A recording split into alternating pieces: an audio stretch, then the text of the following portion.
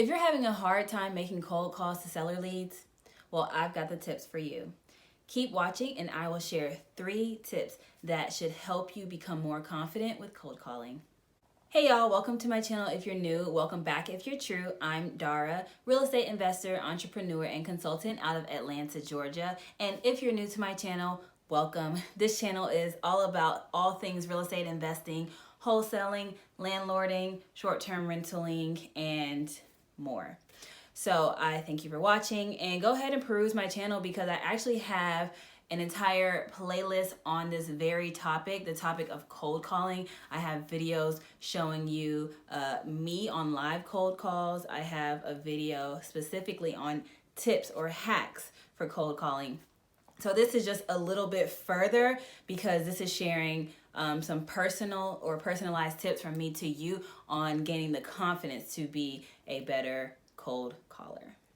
One of the most common things that I hear people say either in my comments or when I do one-on-one consultations is that they are fearful. They are afraid to pick up the phone and start dialing and calling and talking to strangers. Good! Pick up the phone and start dialing. Now, fun fact, some experts say that 77% of the population has some level of anxiety when it comes to public speaking. So you're not alone. So hopefully these 3 things that I share can help somebody out there. The first tip that I want to share that I hope helps you gain more confidence with cold calling is to get your mind right. That's it. That's the tip. Mindset. No, but in all seriousness, everything truly does start and end in your mind. So once you just kind of throw that whole fear, the whole thought of fear away, then you're already halfway there. And I know it sounds easier said than done, but look at it this way. First of all, the person on the other end is another human just like you are, right? And they have a problem that you have a or several solutions to.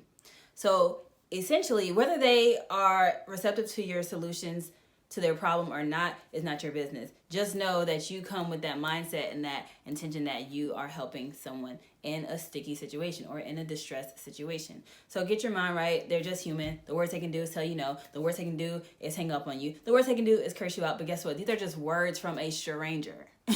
So once you understand that, there's no fear. On to the next one.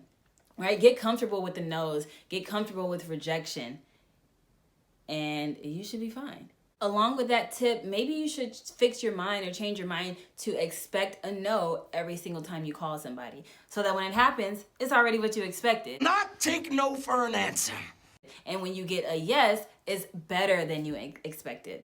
My second tip is more from personal experience, so I'm going to try to tailor it to make it more generalized to others out there. So a little bit of a background story. You know, I like to go off on a tangent, so I'm going to try to keep it cute, try to keep it short, so this isn't a very long video. But kind of background for me, a lot of people have seen my cold calling videos and like, oh my gosh, you're so great. How'd you get so great at it? Da, da, da, da, da, right? So real estate was my first exposure into the sales industry and marketing industry ever. I didn't know anything about real estate. I didn't know anything about sales before I started real estate.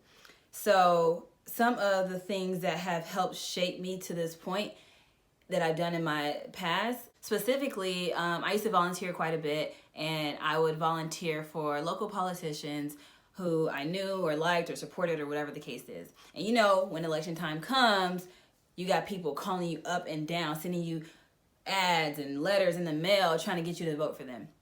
So I was one of those people who was canvassing for politicians, and I was making calls to absolute strangers. So it's called phone banking, and what would happen is we'd go to a specific office, and they'd have like laundry lists of people to call, and they just divided up. Okay, you get, you know, these 50 people, you get these 50, and whatever. And they had a script. So please, please, please, if you haven't seen my video about the hacks to create your own or to get a cold calling script, go ahead and watch that video. But so having a script gives you all the confidence you really need because you never have to think off the dome. Now, it's a little bit different for, you know, campaigning for a politician because it's pretty much you're going to be saying the same things over and over, whereas homeowners are very different. Everybody's situation is different. So your script is kind of your blueprint, and then you do have to be creative and think on your toes on how to navigate and give that person your tailored responses.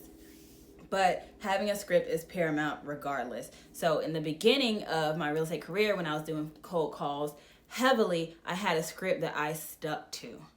Every single call, every single person, so that you know also that you're not going to miss anything, any kind of important or pertinent information with regards to the acquisition of this property. Or is this the actual lead or not? So keeping a script also helps. So the tip basically is to find some way to gain that experience. I'm not saying you have to go campaign and phone bank for a politician, but I don't know if you belong to a church or some type of organization that has you calling strangers. And, with the politicians, they had their constituents, they had their people who were going to vote for them. Then, so for the most part, that's who we were calling. So I guess you would call those warm or hot leads. So it was easier to have a conversation with them. But believe it or not, those people were still hanging up on you. Those people are still like, okay, why are you calling my phone? So it's just that experience. And you just speak with a smile and you move on.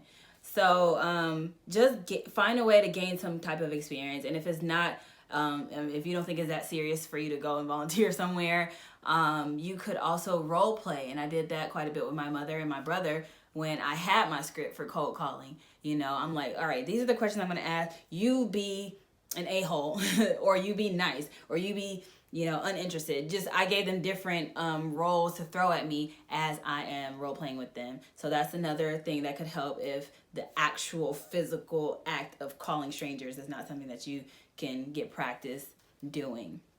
And I'll state it again in this video, although I did mention it at the very end as like a bonus tip of the video with the hacks for getting a cold calling script. I think that it's also important to stay on the phone with telemarketers whenever they call you. A lot of people are so quick to hang up on them, but if you just stick on the phone, now I'm not saying every telemarketer that calls you, but at least a couple of them, and listen to what they're saying, the question that they're asking. Are they nervous or do they sound confident? Can you tell they're smiling? When you throw an objection at them politely, how do they respond? If you throw an objection at them rudely, how do they respond? If you are compliant, how do they respond? Just keeping a note of how other people in sales interact, or even customer service interact with you, and just realizing like you can do the same. So that last little bit kind of leads me to my third tip. And again, this is a personal experience from my past that I can look back and be like, okay, that's definitely what has helped shape me in this business. I used to work in several service positions. Specifically, I worked at a restaurant and I worked at a gym. So those are like high up there when it comes to customer service. So I had experience, dealing with people who were upset or pissed off because their order was wrong, or upset because their card got declined with their gym membership and they can't work out for this. So I had that experience, face-to-face experience with people. So I truly wholeheartedly believe that people should have at least one customer service job in their life. And that should be at a restaurant, but that's neither here nor there. So again, if you don't have the capacity or you don't want to go apply for a job at, some local gym or restaurant, find a way to get that experience in other ways. Just really be creative. And it's crazy because, that has nothing to do with calling or getting on the phone with people necessarily. But it's just, I want you to understand, back to the mindset thing, that the phone is the only thing that makes it different from talking to these people. It's still another person. It's just a way to communicate with them. If you have no issues speaking to people in person, face to face, one-on-one, there's no difference. The phone is even better. It makes it a lot better because they don't even know who you are. They don't know what you look like. They just know what you sound like, and you want to sound confident. Period, point blank. So that final tip was just to find a way to get more practice in serving others. So take that how you will. I don't know.